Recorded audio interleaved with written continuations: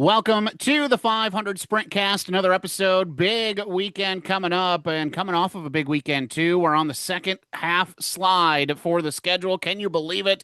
So much to talk about. Great interview coming up as well with Kody Swanson. I'm Zach Heiser. Ashton Smyth joins us. Hello, Ashton. How's it going?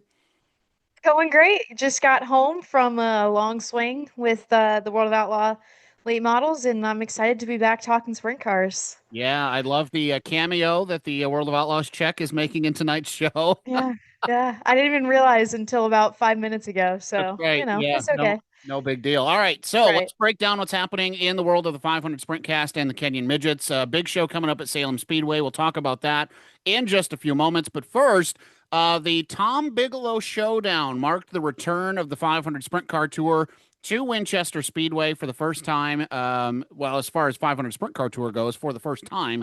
But Sprint Cars returning for the first time since 2019. Big field, 24 cars make the show. 26 cars took a time on that Saturday afternoon. Really, I don't think much of a surprise, Ashton. Kody Swanson goes to victory lane. I think what was maybe a little bit surprising was who he had to get around and who he had to work through to find that victory. But then when you break down her other finishes, you go, no, not much of a surprise. Taylor's good there too. What about this race Sunday at Winchester Speedway? Yeah, I mean, it was so cool to see sprint cars back at Winchester. First off, I was so sad that I couldn't be there. I was up racing in North Dakota with the late models, and we had a great show. But Winchester's been one of those racetracks that I've had on my bucket list for so long. And when I saw the 500 Sprint Car Tour was going back there, I was like, oh my gosh, this is so cool. And it really did live up to exactly, those expectations. 26 cars, that's insane. 24 started the field. Kyle O'Gara, tough luck for him, and that's big shakeup in the points as well. His day was basically done before it even started. Tough to see that as well. But yeah, Kody Swanson picked up the win. Taylor Fern second, Dakota Armstrong third, and the top five kind of being what you think the top five is going to be. Tyler Rohrig fourth, and then Nathan Bird came out of nowhere. First top five with the 500 Sprint Car Tour, and it came at Winchester. We've talked about Nathan a lot on this show. He runs just about anything that there is to run in racing. And now it's starting, we're starting to see those results getting better and better. Nathan Bird's becoming, one of those contenders that we see up front more frequently. Yeah, and the rest of the field, by the way, let's just break this down. Ryan Newman, glad to see him running more sprint car races. Now that he's kind of back in the region, looking for some things to do. Bobby Santos, Tony Main, we talked with Tony in our last program. Great top 10 finish. I think he had trouble early in that race, too, so a good rebound to come home eighth. Jackson Masinko, decent point stay in ninth, and Landon Butler rounding out the top 10. And then, yeah, you mentioned it, right? The field here. Davey Hamilton Jr. with problems led this race at one point. He finishes 14th. Matt Dimmitt, the rookie of the year contender, ends up finishing 19th. Colton Bettis, 20th. Brian Tyler, as we talked in our last show, coming out of retirement to run this weekend, finishes 22nd. Winchester spit some guys out, right? Chewed them up and spit them out just like we thought it might. Yeah, and we just talked about the results for Winchester, but I wanted to look at the point standings Yeah, please. because we talked last week. The top five going into Winchester was only separated by 22 points. So that's huge when you have five guys who are putting up consistent results. Well, now it's not exactly the same. Dakota Armstrong still leading points with 594, but in second is Tyler Rohrig at 577, and Tyler Rohrig will not be in attendance at Salem this weekend. Moving down the list, Bobby Santos was in third, 572. Jackson Masinko fallen back to fourth with 551, 40 points out of first place. Kody Swanson now in fifth, 522. But then you continue down this list. Sixth, Taylor Ferns. Seventh, Tony Main, seventh overall in the points right now. That run at Winchester definitely helped him a ton. And then rookie of the year, contender Matt Dimmitt in eighth. Landon Butler, also rookie of the year contender in ninth, and then rounding out the top 10, Justin Harper. And you mentioned two rookie of the year contenders, Matt Dimmitt and Landon Butler. Look at their points. They are separated by, let me follow the lines here, 0 Thir- points. They're tied. Yeah, I Zero didn't even. points. Wow, I didn't even realize that as I'm, going down this list right now. Holy cow. And even, outside of that, Brady Allen also in the battle for the points right now. He's only 15 15. points back. Wow. So, wow. Okay, keep your eye on the Rookie of the Year standings right now, especially going into Salem. Wow, that's insane. Well, there's going to be a shakeup at the top. All right. Okay. So Dakota Armstrong right now has a minimum 22-point advantage over whoever for the championship battle. Bobby Santos and Jackson Masenko, pretty tight, less than 20 points between those two. Kody Swanson right there. If he has a good day at Salem and some things go his way, we head to Michigan with a really flip of a coin as to who's going to lead the points when we leave the state.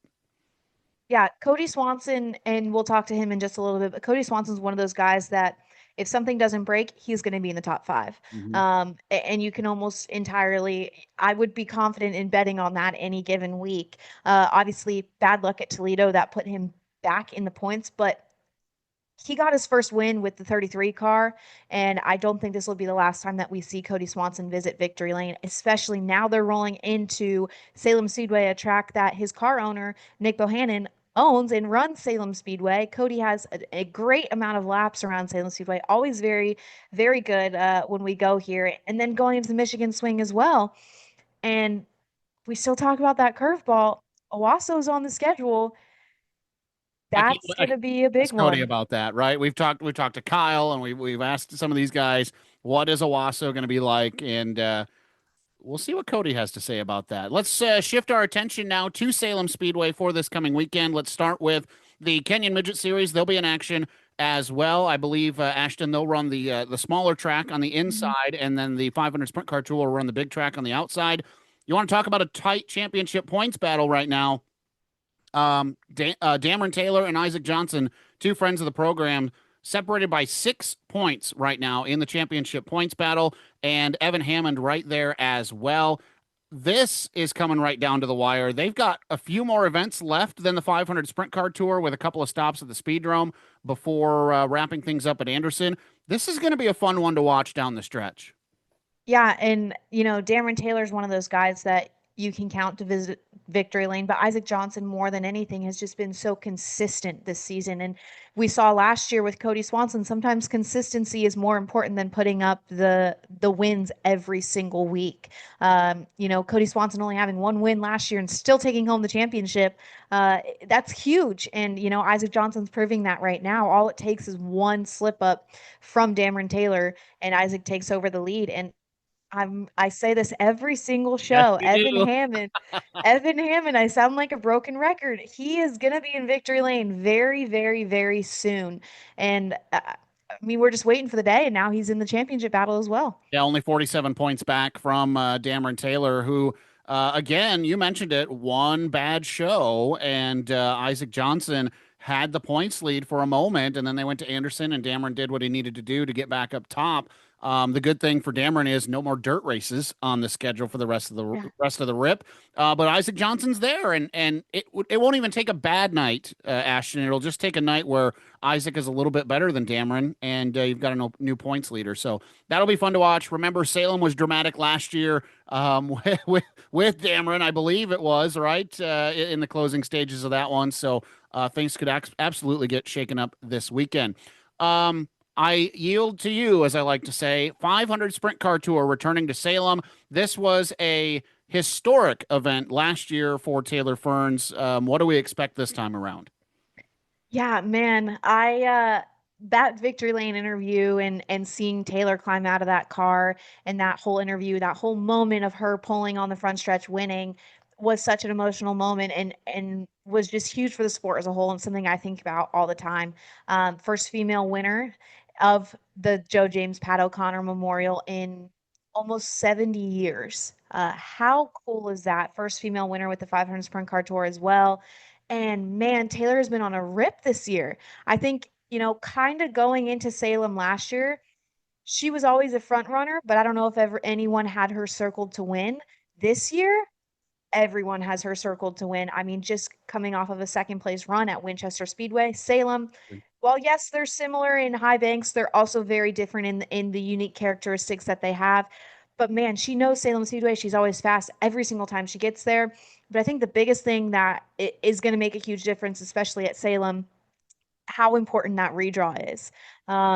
We've seen it affect some guys already in the previous races, but Salem is going to be one where you need that track position early on.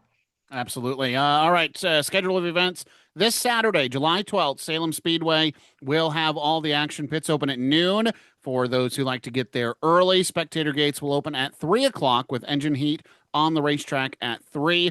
Legends, Kenyon Midgets, and the 500 Sprint Car Tour all in action, and the green flag scheduled to wave at 7 o'clock, starting with the Kenyon Midget heat races, and then the 500 Sprint Car Tour driver intros and autograph session before the Joe James Pat O'Connor Memorial coming up this weekend at Salem Speedway. So all the information, more details online, 500sprintcartour.com. Ashton mentioned it. We'll talk with Kody Swanson coming up in just a moment. But first, I want to say thank you to our partner, Redline Ace, a motorsports-driven design agency working with series, teams, and drivers from all aspects of racing.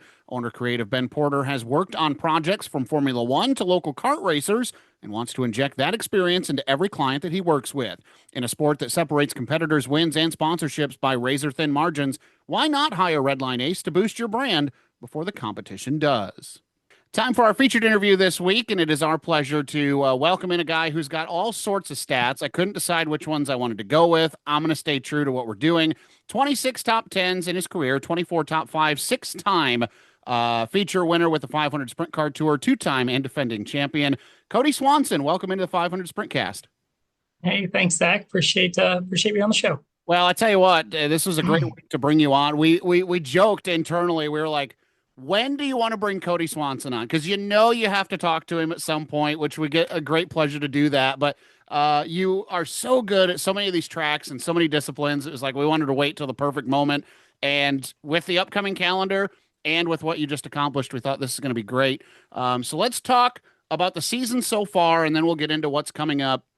Big weekend for you at Winchester, coming off of that USAC Silver Crown car and the 500 Sprint Car Tour in the same weekend.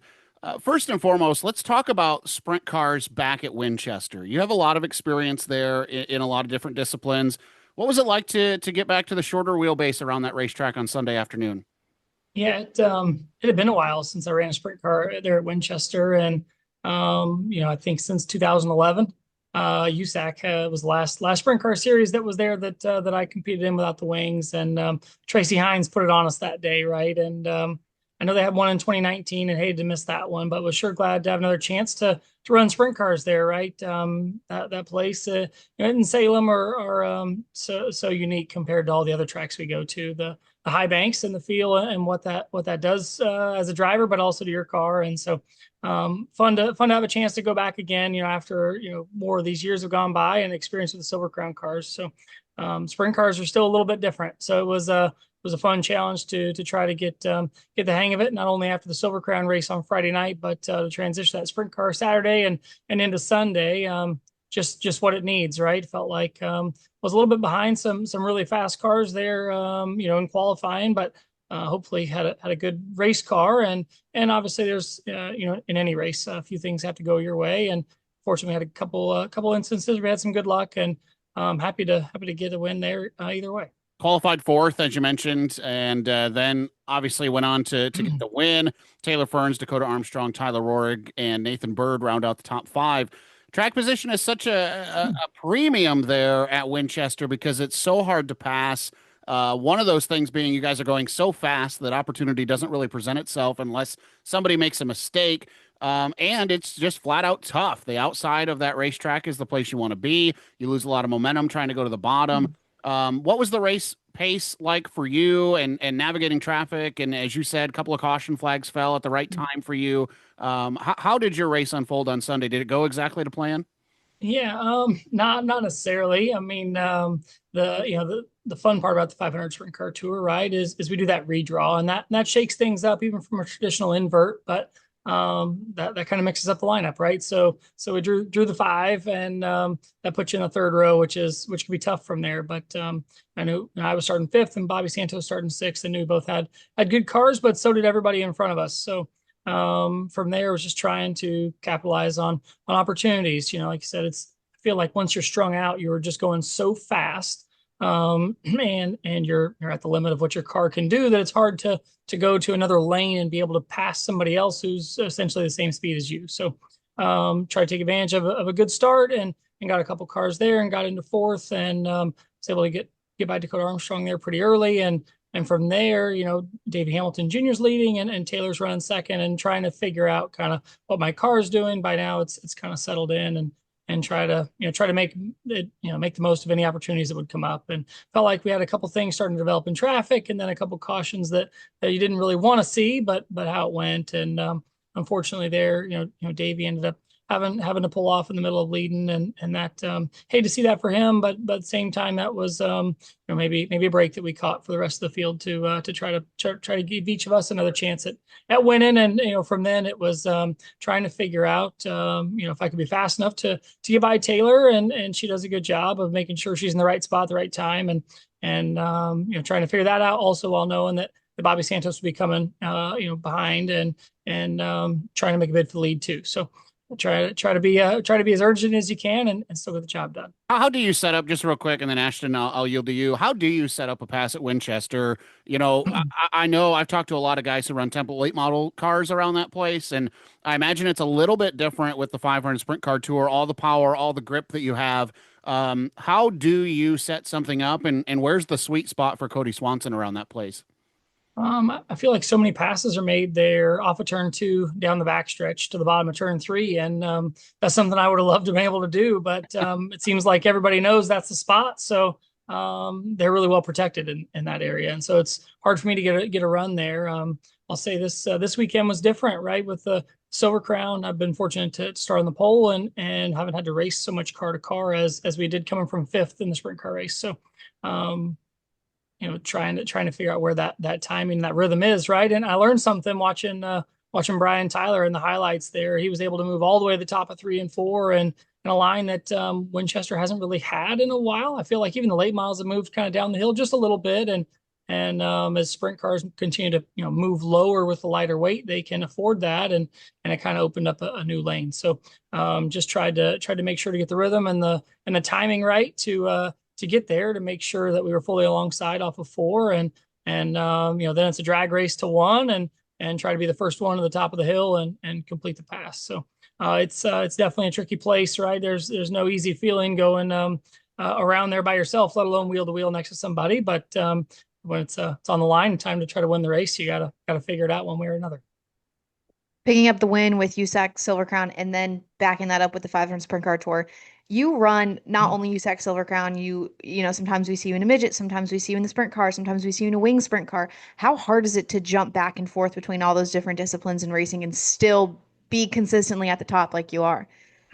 I appreciate that very much. It's certainly been a challenge, especially this year. I think I've been in at least 10 different cars already between different divisions or different opportunities, right? Obviously with the Silver Crown, fortunate to be driving for Doran Banks Racing and to run their car in the little 500 this year too. But some of the scheduling stuff that's come about with them the last couple of years, had to try to find another opportunity if I was going to keep running with the Sprint Car Tour. And so really thankful for Nick Bohannon and his 33 team to pick me up last year and to continue into this year, running with the Sprint Car Tour. And so, for that weekend, it was really special to get Nick and that team, Frank and Dugan, the first win with the 33 car. I feel like we've been strong, obviously, through a lot of good races and podium finishes last year, and but never had made it to victory lane yet. So it was special to do that, and to, like I said, try to keep that balance going between the different teams, between the different disciplines, and to try to have good cars capable of being up front each week. Yeah, you kind of answered my follow-up question, but getting that 33 car into victory lane for the first time since you guys paired together, how huge is that for the morale boost for you and your team? But also not only that, now knowing, okay, we're going to Salem this weekend, a racetrack that you've always done well at, and obviously the Bohannon's very special connection there as well.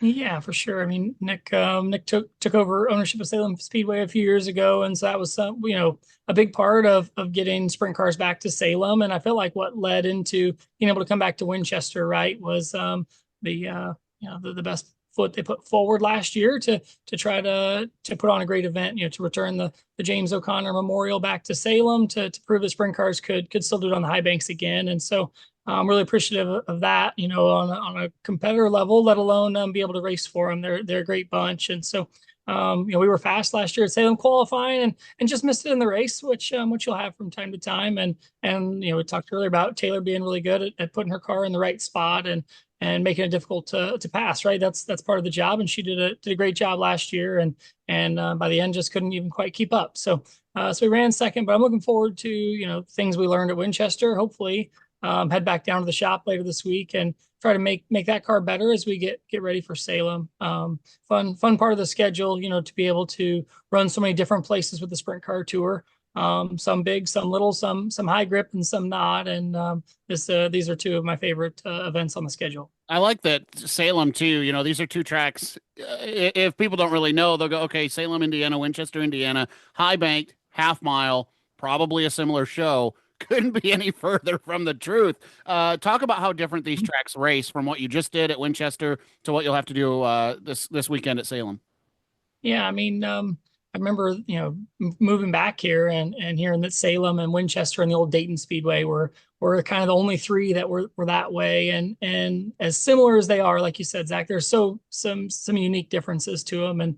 And Winchester, seems to have that speed and that G-force and that load that you build on both ends of the racetrack and kind of the way you run the racetrack and the line and how it's shaped. It seems really similar on both ends, where Salem, I feel like is so different, turns 1 and 2 versus turns 3 and 4. And not only the condition of the pavement, 3 and 4 was, repaved more recently than 1 and 2, but Nick and his team have been doing a lot to smooth out some of those areas and repave the straightaways and a lot of those seams that have even opened up some new grooves. I'd say, we were there last year versus when I was there 5 or 6 years ago with the Silver Crown Series. So but I used to feel like, Winchester, you have to hold your breath on both ends because the place is so fast. And Salem turn 1 is just a little bit flatter to where you feel like you get to lift off the throttle a little bit more. And you kind of have to gather the car up a little different, which has its own unique challenges. But at least you get to take a breath there, I feel like. And then, you hurry, hustle down the backstretch and ride the roller coaster again through 3 and 4 right up next to the wall. So both are tricky places. Both have their own unique things that make your car good or they make you fast there. So fun to try to figure out those differences and then go ahead and race against each other for it. You mentioned the repave sections at Salem, and it's been a season or two since I've been down there, so I don't remember exactly what has been done, but I know that they had been doing it, like you said, the front stretch, a little bit of turn 1, maybe 3 and 4. How does that affect your race car? Is there more grip, less grip? We're talking a lot about that up here in Michigan, where Flat Rock and Owasso have recently been repaved, and nobody really knows how to get a hold of that racetrack. What's it like at Salem right now with them doing it in sections? I think it's helped not only just the condition of the track in general, but it has helped the racing, right? I felt like turns 1 and 2 had some really specific kind of signature bumps to it, right? And enough to where I would negotiate my entire line through that corner around them. And as Nick and them have improved that corner, that end, they smoothed out one of the seams. So now used to really kind of be tied to one section of the racetrack, one lane, where now you can move either up above it or move down below it. And they've taken a lot of those big bumps out of it to where your car can keep grip in more different places. And so I feel like that helps the racing there. It allows us to run a different line, especially exiting turn 2. And then, I think they got both straightaways completely redone to where just a lot smoother through those areas, and just helps your car, helps the racing, and I hope it helps us put on a good show on Saturday. I want to. Looking at. Oh, go ahead. Go ahead. You're going to ask the same exact question I'm going to. I can already tell. Nope.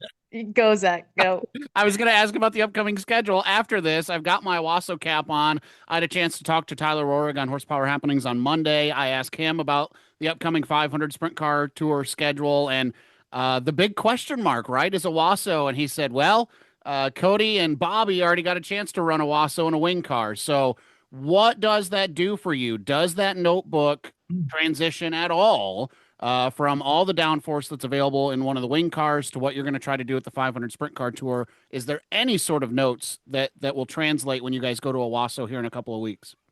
I mean, I don't have any car notes that would translate over, right? I'm really fortunate to, with the wing to drive for Dick Myers and the Ram Engineering 50M, and they take such great care of all that I just worry about trying to drive it right. And sometimes that's a challenge enough. Those guys have a great car, but it's totally a different discipline from behind the wheel. So Owasso is such a neat place. They've obviously done a lot with that facility and improving that racetrack from when I'd ran there, 12 years ago before. Oh So man, I can't imagine.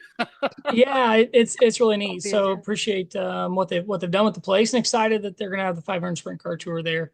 There are some unique things about the racetrack, I guess, that are good to know, by now. But what you need what you need your car to be like with the wing versus without is so different that not a lot of that'll cross over for me. But I'm excited to go there. Either way, I feel like I think that's on a Saturday of a double header where we're at Friday night. We're at Kalamazoo before, and it's funny you talk about Tyler Rohrig there. It seems like as soon as we cross the state line and head to Michigan, we might as well just give him the trophy and save us the time. But shoot, I appreciate being able to go and try to help race him, hold him off, and try to get a little bit better at it. I feel like we gave him a little bit, well, at least made him go a little faster to beat us the last couple times, even though he's been so dominant up there at I think Berlin's our next one the weekend Yeah. after Salem too. So I'm excited to go to Owasso, maybe somewhere he hasn't been, and see if we can give him a better run for it. And I told him too. I said, you got to just about be tired of showing up at Berlin because it's doesn't seem like it'd be fun anymore for you because he just won again Saturday in an outlaw car. And he said, I'll give you something, Kody. He said, there's not a lot that he thinks he can take from the outlaw experience to apply to the 500 Sprint Car Tour. So I think you guys are all going to be, Ashton, we've been talking about this for a couple of weeks. Is this the even ground? We talked Yeah. to Kyle, we talked to Kody now, and is this the race that nobody's going to know what unfolds, Kody? Is there some excitement to that to go in there with kind of a clean sandbox, if you will? Yeah, I mean, I think so. I always love going to new places, in the first time, and especially when none of us have been there, because it changes the race some, right? Now, not only are you trying to figure out how to make your car right, but you're just trying to get it as close as you can, as fast as you can that day, and that makes it fun for me, driver wise, because hopefully, if none of us have good cars in the feature, and you're trying to race what you've got, I love the challenge that brings. So of just hanging on and trying to figure out how to make it as fast as you can that night. And I think we've had a lot of fun with the Sprint Car Tour, running some new places the last few years, and really excited to be able to go to Owasso then. What's the next step for Kody Swanson and the 33 team in the 2025 season? Is there another racetrack that you're looking at saying, okay, we have a very high chance we can win here. We chase the championship. What's going through your mind in that aspect right now?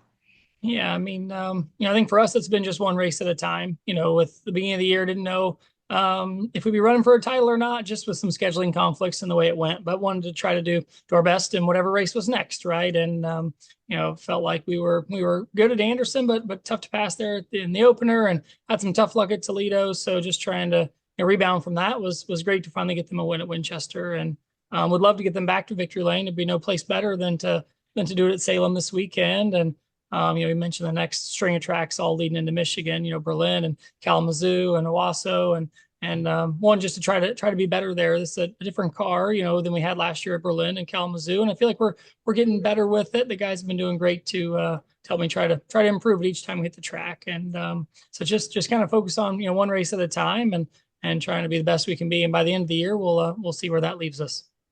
I wanted to get your I wanted to get kind of your mindset on this. Two-time champion now, and defending champion.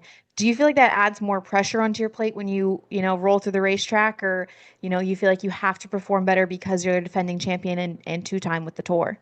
Yeah, I mean, maybe at different points in my life it would have, and maybe it still should have. But I guess as I get older, I try to handle that a little bit better. Is that I can't control the past or what what the big picture of the future would hold, but just try to focus on each day, and winning. So I mean, I do feel like it. You carry some of that pressure of knowing that if things go right, that we should be capable of winning. Whether we prepare right, or whether I'm able to help them get the car right, or do my job right as a driver, right? So that pressure's there because I feel like we could win each time. So we give it our best shot with the pressure of trying to go out and win a race, and that's where we aim, set our goals high. We talked about all the different disciplines for you, and if you go to your profile on, I love the third turn. If you're not using the third turn, check it out. And you go ARCA. right? Template late models, SRX, Midwest Modifieds Tour, Indy Pro 200, stand-up modifieds, right? The ISMA, of course, the 8 USAC Silver Crown Championships, which are a huge defining part of your career. Must-see racing sprint cars, all the way, right? Dirt, as Ashton mentioned, all-stars. So much going on for you. How does the 500 Sprint Car Tour, and I guess I'm asking more specifically as a guy who's won 8 USAC Silver Crown Championships, how does the 500 Sprint Car Tour fit into what you do? I guess why was it important for you to not only follow this tour one season, but to be a two-time champion and a defending champion and be back again in 2025? Why have you latched onto the 500 Sprint Car Tour?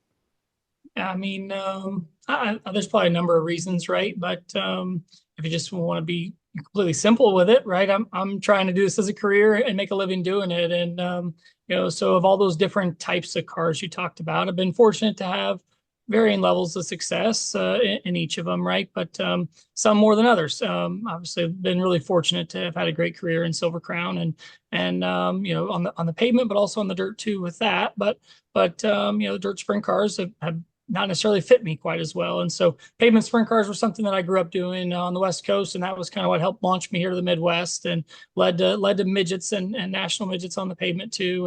And things like that, right? So when the 500 Tour came about and a chance to run pavement sprint cars more often, it just gave me a chance to run more of the races that I'm comfortable with, more of the races in types of cars that I like and that fit me well. And so that's been great, not only just for the joy of the job and getting to do it, but also for trying to make a career of it, right? So the little 500 has been a staple for us each year, as competitors, and so that just expanded on that, right? It gives us more chance to run these types of cars, more races, and like I said, to go to new tracks and new places that you'd love to go to anyway. So Does running these cars more on this tour help you be better prepared to jump in the little 500? Because I know that was the whole idea, was to help promote the little five, but now you get more reps. I know the little five's early in the season, but you get more reps throughout the year. Does that help you be better prepared for when that rolls around in May? I think so. I think in some ways, in some, it might have hurt me a little bit, right? By the time we started doing it, I was one of the old guys. So I'd been in sprint cars a while to where if you were going to, start from scratch or without having any of that practice, I should be as trained as anybody to just jump in and go. And the more reps we get everybody else, the better they all seem to be Sure. getting and catching up or passing me by. So I got no complaints about that. I just love the chance to get to run them more. And that race is so unique. That week, I always feel like that week at Anderson is different than every other time we go there. Just the atmosphere, the track condition, and everything that goes with it. So I appreciate the chance to get to run these cars more, and I do think it makes it better for our series as a whole. Just to all of us get to race together more often leading into that week, and just hope we just keep putting on better shows all the time. Kody, we could chat with you for the rest of the night. You're such a professional and so good at these interviews. I appreciate it. But we're going to wrap it up. Thank you. Good luck this weekend at Salem. Hopefully things go well for you, and it's going to be exciting to watch this down the stretch. See if you can defend this championship. You got some work to do, but it's not over till it's over. So good luck. Yeah, thanks. Appreciate that. Thanks for having me on the show. Like I said, I know you never know what the end of the year will hold, but I appreciate each chance that I get to race, especially in the 500 Tour here with Nick Bohan's number 33. And this week we're gonna have a couple special events where we carry the mission colors on the car, and the first one this summer will be there at Salem. So hope to see everybody out at the Joe James Pat O'Connor Memorial there at Salem on Saturday night, and can't wait to meet you. Well, thanks to Kody for making time to be on the program tonight. And we've talked about it coming up this weekend, Saturday night, Salem Speedway. And Ashton, some news that we may have missed from earlier in the show. And this is big news coming up this weekend at Salem Speedway. Yeah, obviously we're used to seeing, the insane amount of competition with the 500 Sprint Car Tour, but this week, two other veteran drivers invading the 500 Sprint Car Tour. CJ Leary back behind a sprint car at Salem Speedway this weekend, working with Brad and Tara Armstrong, running for them. And also, two-time and defending Little 500 winner Jake Trainer will be running in the Klatt Beast Enterprises number 5 machine that we saw Kyle Hamilton running at the Little 500. And we were chatting with Kody right after, and he said, Silver Crown's going there in a few weeks. I wonder if this is some test and tunes or some notebook for Silver Crown Racing. So excited to see both of them back with the 500 Sprint Car Tour. And man, they're going to throw a wrench in things. Two very fast drivers back with the 500 Sprint Car Tour. Yeah, and again, that's coming up this Saturday, Salem Speedway. That is Saturday, July 12th. Don't miss the action. If you can't make the trip down to Southern Indiana to Salem Speedway, you can watch it all on Dirt Vision. Coming up after that, Saturday, July 19th, the 500 Sprint Car Tour will roll into Berlin Raceway, and we will have our next broadcast the Thursday after Berlin. So we'll see if anybody can hold Tyler Rohrig out of victory lane at Berlin Raceway, because, man, he is so good there. That'll be the storyline for sure. I think that wraps things up. We've got, again, a big weekend coming up this weekend. Catch it all on Dirt Vision. Thanks for tuning in. Be sure to follow Spotify, iTunes, Pandora, right? Amazon Music, YouTube, wherever you enjoy this podcast. Share it with your friends and let them know where you're getting your dose of sprint car information. For Ashton Smyth, I'm Zach Heiser. We'll talk to you next time on the 500 Sprintcast.